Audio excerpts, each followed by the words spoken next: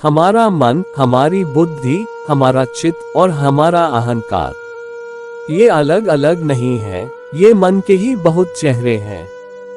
जैसे कोई हमसे पूछे कि बाप अलग है, बेटा अलग है, पति अलग है, तो हम कहें कि नहीं, वह आदमी तो एक ही है।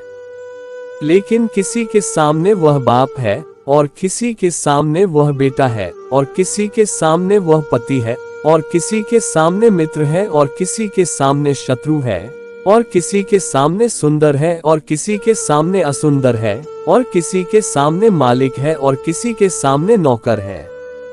वह आदमी एक है।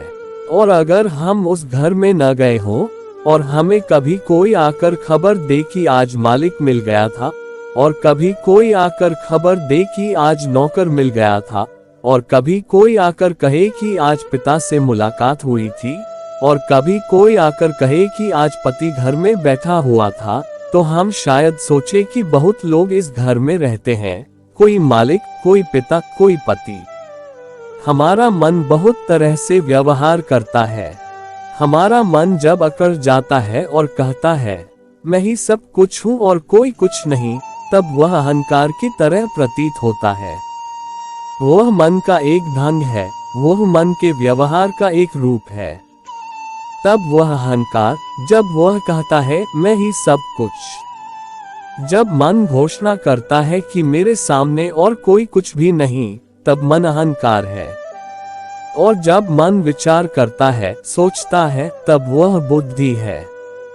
और जब मन न सोचता, न विचार करता, सिर्फ तरंगों में बहा चला जाता है, अनडायरेक्टेड। जब मन डायरेक्शन लेकर सोचता है, एक वैज्ञानिक बैठा है प्रयोगशाला में और सोच रहा है कि अणु का विस्फोट कैसे हो, डायरेक्टेड थिंकिंग, तब मन बुद्धि है।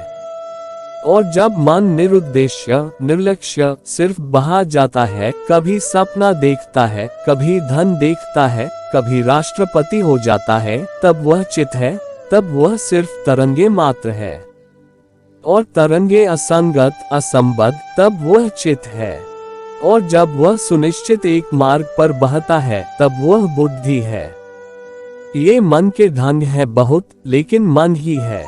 मन और आत्मा, चेतना के दो रूप। और वे पूछते हैं कि ये मन, बुद्धि, अहंकार, चित्त और आत्मा अलग है या एक है।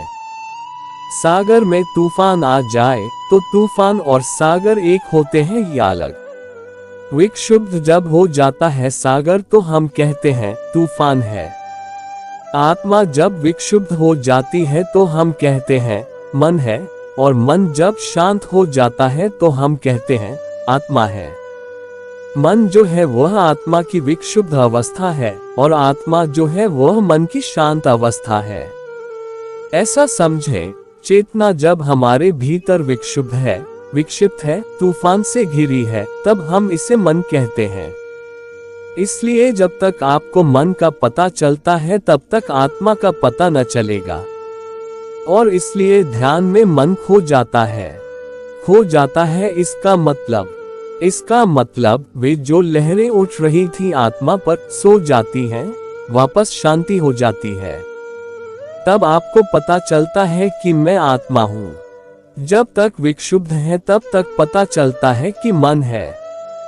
विक्षुब्ध मन बहुत रूपों में प्रकट होता है, कभी अहंकार की तरह, कभी बुद्धि की तरह, कभी चित्त की तरह। वे विक्षुब्ध मन के अनेक चेहरे हैं।